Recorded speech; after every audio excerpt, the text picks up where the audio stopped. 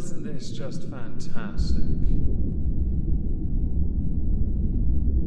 Captain's Log, subdate 21.124.8. As we fast approach the festive season, I have decided to take action to prevent this from spreading to other departments, and ban Christmas in all but the holodeck setting. Welcome everyone to the exhibition of stupid people.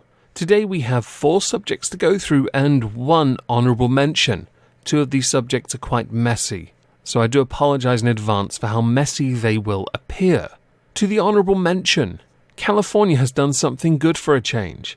Because of what is currently going on in the world, not the political side, the virus side, strip clubs were forced to close as they were considered a non-essential business.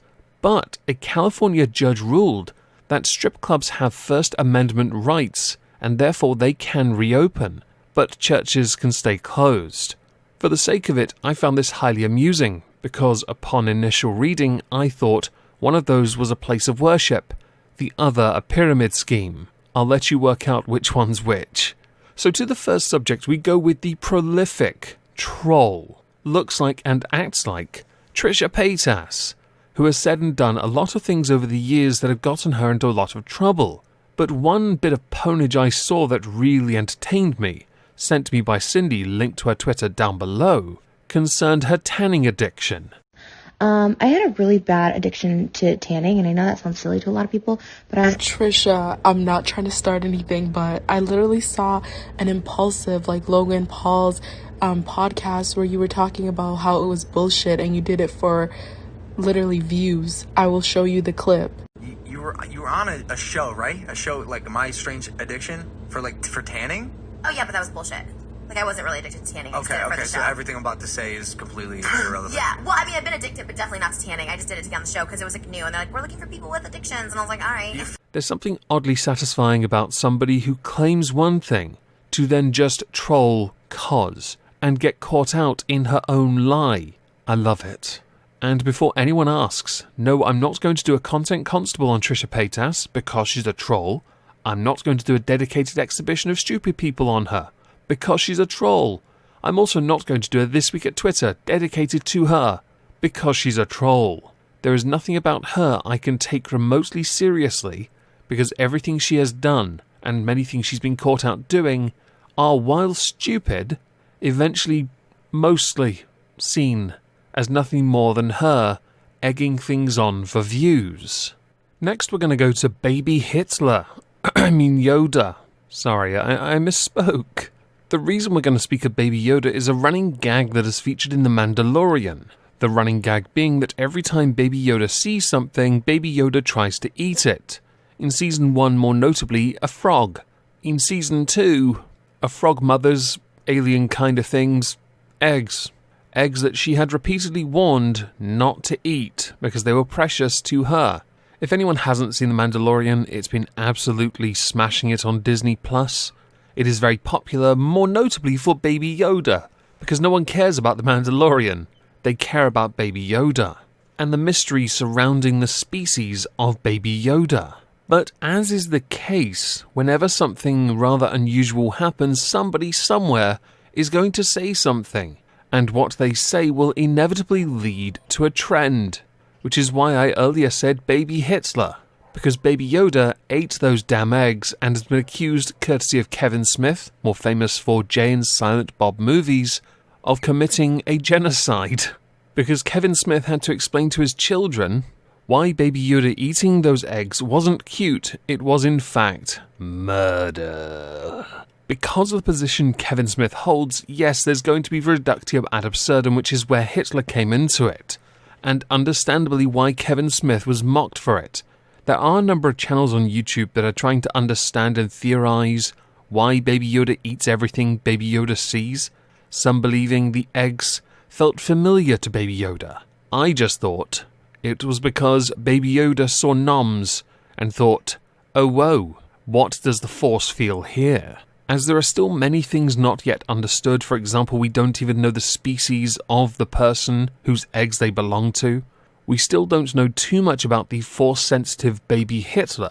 But given time, I'm sure many things will unfold. This is the wonderful thing about The Mandalorian. The show is expanding upon a universe many wanted to be expanded upon, but done in such a way that it doesn't in any way dump on the franchise like the prequel trilogy and the more recent trilogy. The Mandalorian is clearly the right way forward. And because of one comment made by Kevin Smith, Baby Hitler was trending, and there are articles done because of it. So moving on from that, we should perhaps now address the fact that YouTube has had a pretty rubbish week. For example, they've taken a considerable amount of criticism, more notably, for the fact they're going to be running ads on some creator videos. Now granted, they have said it won't be those that are more controversial, politics, religion, alcohol and gambling being the vague area they're going to apply that to.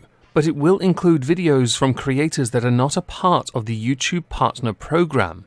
To be a monetized YouTuber, you have to be a part of it, which means YouTube will be able to apply ads to some content for things they themselves have not produced. At the same time, the very creators they're making money off won't make a penny, which has understandably irked quite a few creators. There was the worry that this might affect those that have been put under limited with regards to the yellow check mark, or this could perhaps lead to people having to pay to upload a video or have a license to upload a video, which, I'll be honest, wouldn't surprise me in the slightest. While it does feel tinfoil hatty, it does seem like a reasonable step for YouTube to take to make more money, because since 2016 they've had to, for the sake of it, to appease the advertisers because they don't actually care about the creator, they've had to introduce monetization processes to ensure the right type of content is being monetized, which has caused additional problems because that would undoubtedly cause a downturn in revenue unless you're one of their favoured creators, a major news network, the WWE, and of course their favourite channel, T-Series. So understandably they're looking for ways to get money, cause for those who are starting out on YouTube, it is hard enough to get monetized. If your videos are though monetized, there is the belief your videos get promoted, so there is a possible upturn with it. But to be monetized, you need 4,000 hours watched over 12 months and 1,000 subscribers, which doesn't sound like much, but when you're starting out, actually it's not the easiest. While I on my main channel have never been affected by this, I was on Moistski Live, my politics channel, Omegon Plays, my gaming channel, and it is unlikely my reading channel, Moistski Reads, will ever be monetized.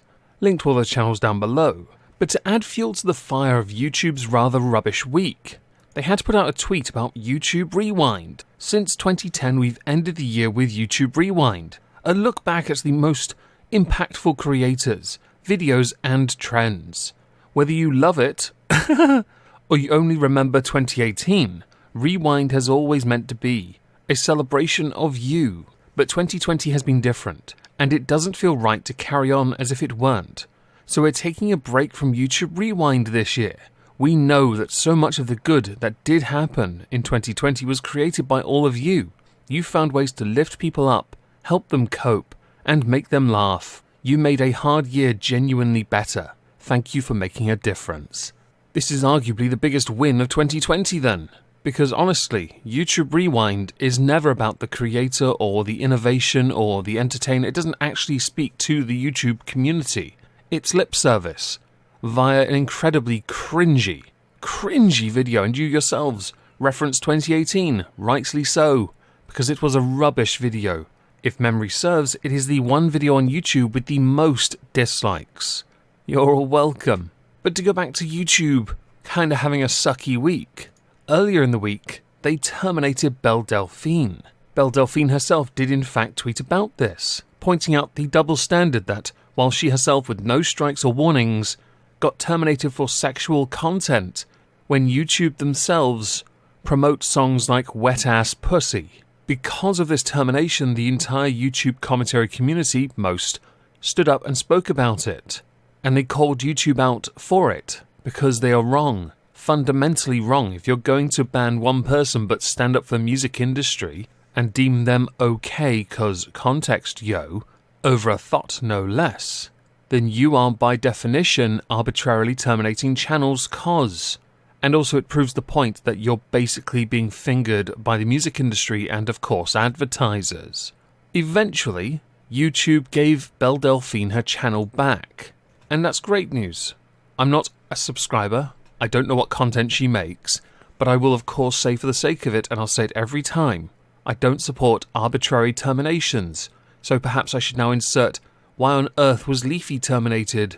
Because seriously, beyond his criticisms of Pokimane, yet there are channels out there that have made many, many more videos criticising Pokimane, he wasn't actually that bad.